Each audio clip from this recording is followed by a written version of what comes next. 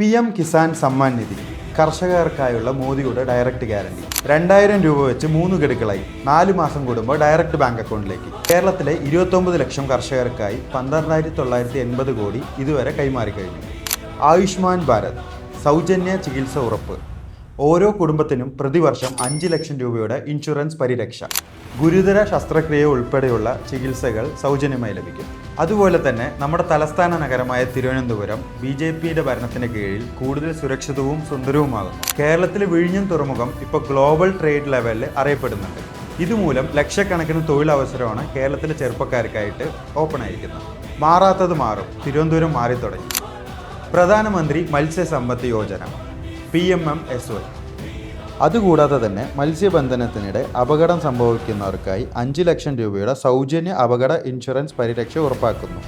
1418.51 കോടി കേരളത്തിലേക്ക് fisheries development പ്രോജക്ട്സിനായി. ഇതുകൂടാതെ കേന്ദ്ര സർക്കാരിൻ്റെ 40 മുതൽ 60% വരെ സബ്സിഡികൾ. എന്തിനൊക്കെയാണെന്ന് വെച്ച് കഴിഞ്ഞാൽ പരമ്പരാഗത ബോട്ടുകളെ നേരാക്കാനും ആഴക്കടൽ മത്സ്യബന്ധനത്തിനായി പുതിയ ബോട്ടുകൾ വാങ്ങാനും.